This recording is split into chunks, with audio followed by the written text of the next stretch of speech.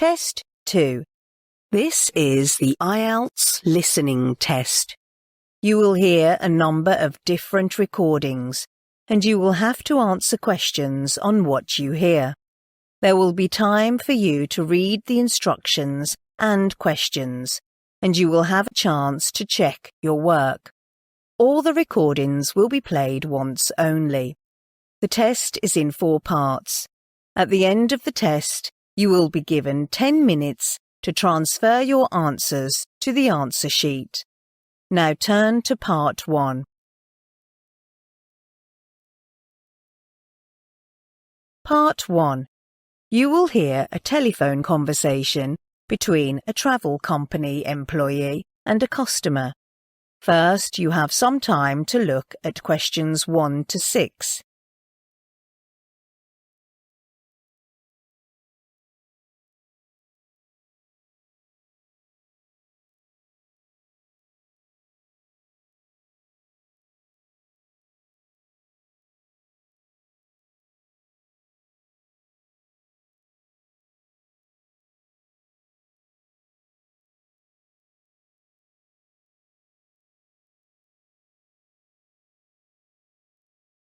Now listen carefully and answer questions 1 to 6. Great Countryside Holidays. Jax speaking. Can I help you? Yes, I hope so. I've heard that your travel agency provides holidays in the countryside. That's right. We've specialized in countryside holidays with many years of experience, so we can ensure that we provide perfect holidays with several destinations. That's great. My husband and I are planning a countryside holiday with the whole family, and I'm calling just for the accommodation. Okay. Where are you going to spend your holiday? There are some excellent accommodations on our list in different destinations. Well, last year we spent our holiday in the southern part of the city, but this time we'd like to live in the northeast. I have a friend who's just returned and had great fun there. Okay. And what about the time of your holiday? It'll be the first week of September, which we think will be off-peak travel time. At peak season, the attractions are always crowded with people, and hotels or restaurants might overcharge you, so we try to avoid that. Yes. Arranging your holiday during off-peak time is wise, as you can enjoy the attractions and facilities better. That's right. Then, how long are you going to stay? Our holiday will last 3 days, and we will stay there for a weekend. Okay. That's the location and time of the holiday. Then let's turn to the accommodation itself. Do you have any particular requirements for housing? Yes. The first priority we've considered is, of course, a quiet environment so that both young and old can have good rest during our stay. No problem. Then we'd prefer a cottage on a good beach where my children can play with great fun. My little daughter loves collecting shells and building sandcastles. Okay, I'll take that down. A seaside cottage is excellent. It also means secluded nights and fresh sea air. Right. Oh, another thing is, I'm kind of a foodie, and whenever I visit a new place, I'm always desperate to try the local cuisine. So if possible, I'd prefer a good restaurant not far away from where we live. No problem. Tasting the local cuisine is one of the delights of the holiday. Before you hear the rest of the conversation, you have some time to look at questions 7 to 10.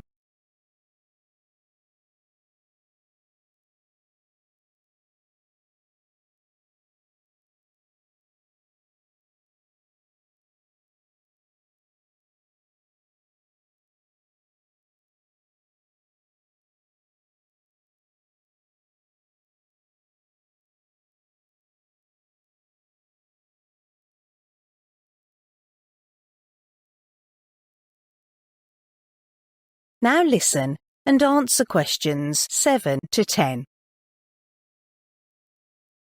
Then what about the actual room? Are there any other requirements? Our family has 5 members, so we'll need a cottage with 3 living rooms and a separate bathroom with a shower. Okay, 3 living rooms and a separate bathroom with a shower. Oh, another important thing is, my father got his backache last week and climbing stairs might cause trouble. I'm concerned that he might not recover from it during our holiday, so there shouldn't be any stairs in the cottage, I'm afraid. No stairs. Okay, I've taken that down. Do you need a balcony? Actually, it's not necessary for us, but if possible, we need a garden, you know, where the children can play. No problem. Several cottages cater to your need. Great. Well, that's all our needs for the accommodation. Okay, I've written down all the details, and I'll contact you as soon as I find the one which can satisfy your needs. Thank you. I'll need your personal details. What's your surname? Cheffins. That's Cheffins.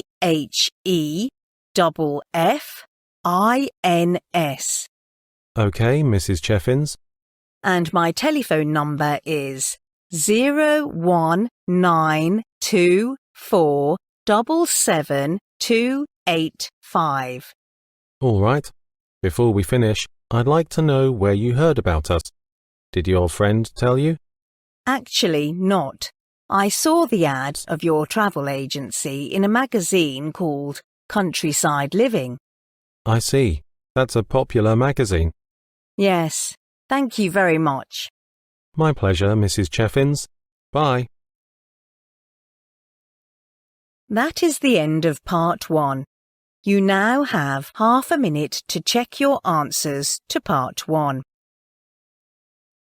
Part 2.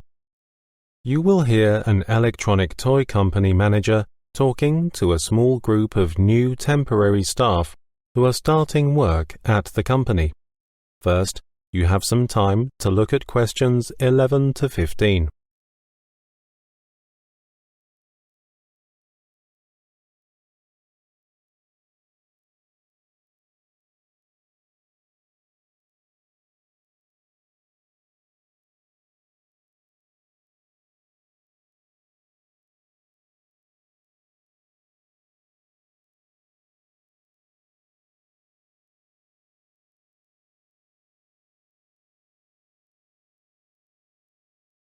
Now listen carefully and answer questions 11 to 15. Good morning, everyone.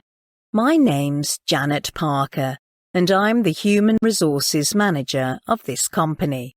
Thank you for joining us and coming to this training session, which I hope will help you quickly learn about our company and know what you will do in your position.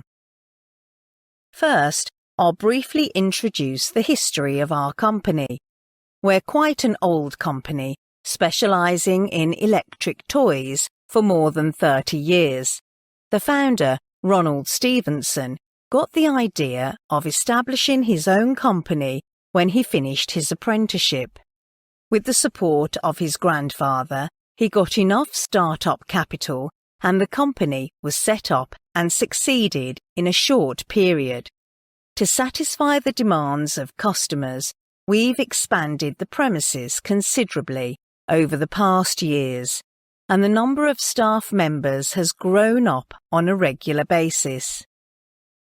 Recently, we found the sales of our products creeping up very slowly, and we've decided to introduce new electronic toys to give that a boost. So we have to look for more workers to help us. And that's the reason why you are here. The first week may be pretty challenging, as there will be a lot of new information, but don't worry too much about trying to remember everything. The important thing is to check with someone if you're unsure what to do. According to the contract, you'll be expected to work here for 6 months. Some of you asked me if there is a possibility for you to be employed as our full-time member. I can't give you a definite answer now, It'll depend on your job performance during the employment and whether we have job vacancies then. About 200 full-time staff members in our company, 70% of whom are responsible for sending out goods, while the minority of jobs are in the manufacturing line.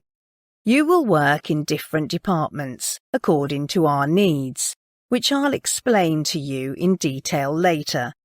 Working in our company, you'll be impressed by our modern machinery and production methods, advanced skills and friendly working atmosphere. However, I must tell you one thing which is not so pleasant. Because the manager of the payroll department is on sick leave these days, I'm afraid that you won't get paid on time this month. But don't worry too much. It'll be solved very soon. Before you hear the rest of the talk, you have some time to look at questions 16 to 20.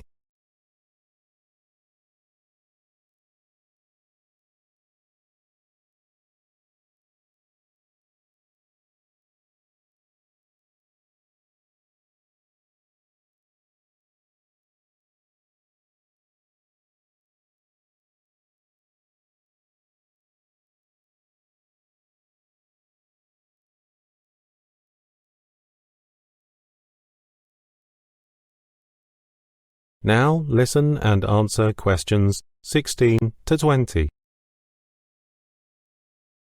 In the second part of this training session, I'll explain what you will be responsible for in the following working days.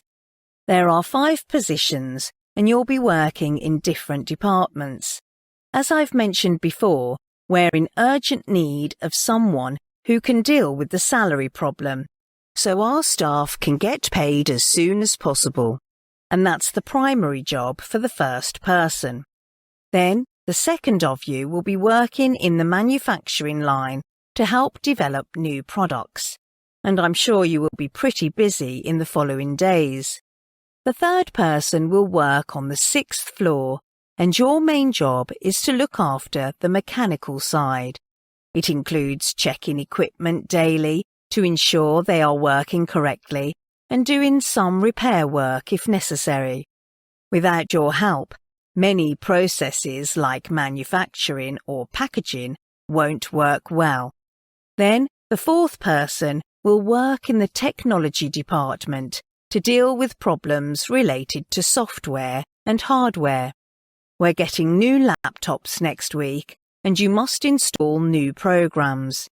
And the last of you will work in the after-sales service department. You are expected to keep a long-term relationship with customers, including collecting feedback regularly, dealing with customer complaints, enhancing customer satisfaction, etc. Okay, now that's all I want to share with you today. Are there any questions? That is the end of part 2. You now have half a minute to check your answers to part 2. Part 3. You will hear 2 first-year students, Rosie and Martin, discussing a project about sports shoes they are working on. First, you have some time to look at questions 21 to 26.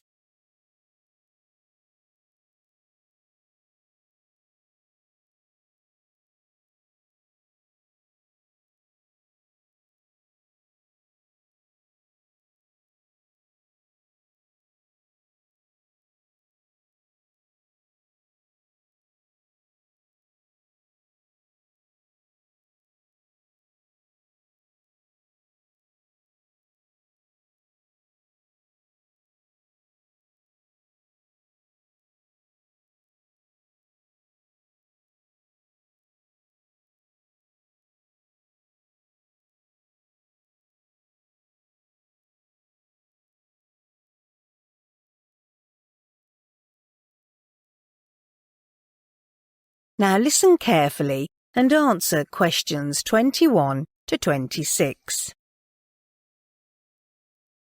OK, Martin, Before we plan our presentation for the project, let's discuss what we've done so far. Okay, Rosie. When the tutor gave us the theme of sports shoes to base our project on, I was not all that interested, but I'm starting to get into it. I've pretty much finished the research stage. Me too. At first, I had no idea what to write for the essay, so I asked some senior students for advice, and they gave me some websites to look at, where I found some articles on sports shoes and got some ideas. Yes, I searched for pictures of sports shoes online and applied them in my research. It's beneficial. Right. According to the project's requirements, we have to find an example for the research, and I've just completed this part. What example do you use? You said you'd like to borrow a sample from the tutor. That was my first thought, but I realized maybe the tutor wanted us to do our own thing, not copy. Then I cut off my old sports shoes and separated them into different parts so that I could make a careful study of the internal structure. It's a good idea. Then I drew a diagram which could show precisely each part of the shoes. Through the research, I've found that sports shoes nowadays have significantly improved. What do you mean? For example, designers these days use better raw materials, which are not only durable, but also make the skin of feet breathe more easily. Moreover, they also take into account the factor of foot shape. But they've ignored the foot movement, which is essential for sports people. Interesting. I think I can add this to the essay. Okay. Given that you've got most ideas for the essay so far, I think you can mainly finish the written sections of the project, and I can take care of every detail of the presentation. Does this appeal to you? I'm okay with that. I prefer written work to give in a presentation. That's good. What do we need to do next? Well, according to the plan, we will give a presentation next Wednesday, and before that, we'll have to finish the questionnaire left by the tutor, and I think we can handle it this weekend. Okay. Do we have to do some face-to-face interviews? The tutor said that would be for the next assignment, not this one. Okay. Then about the presentation. I remember in the last tutorial, the tutor advised us to use some slides to make the presentation more attractive. But I'll also need a whiteboard because I like writing or drawing when necessary. We can ask our tutor for help. He might have one and can lend it to us. Right. Before you hear the rest of the conversation, you have some time to look at questions 27 to 30.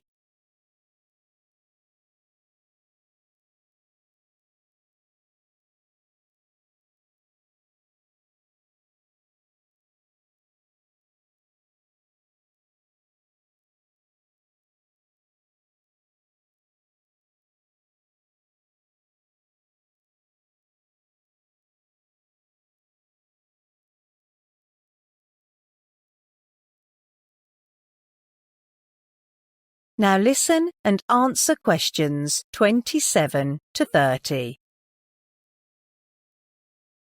Well, Martin, let's go through the draft of the essay together and see whether there are any changes we have to make. Okay, Rosie. I think the summary gives a brief and precise description of the project's main ideas. Where will it go? I'd like to put it at the end of the essay. What do you think? Good idea. And I think the result part describes in detail what the research has achieved.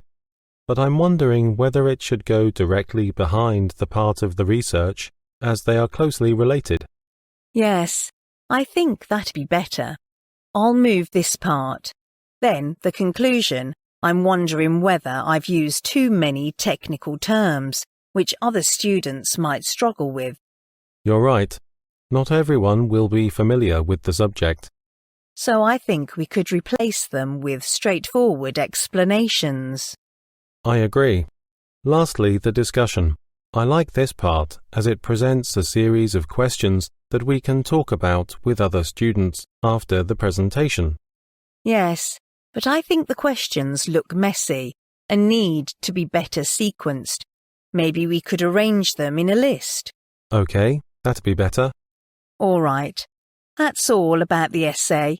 Now let's talk about the presentation. That is the end of part 3.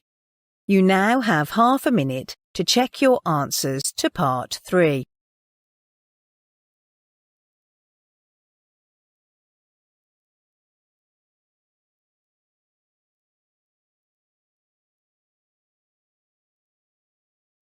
Part 4.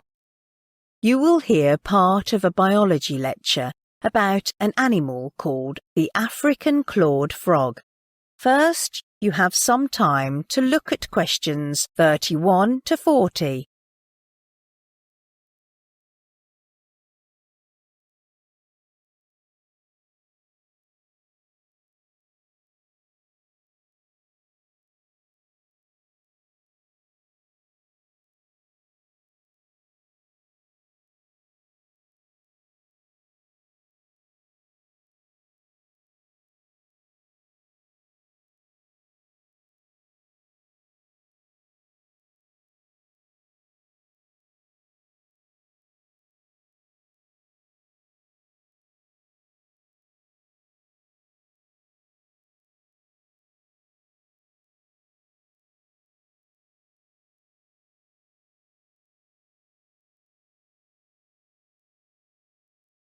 Now listen carefully and answer questions 31 to 40.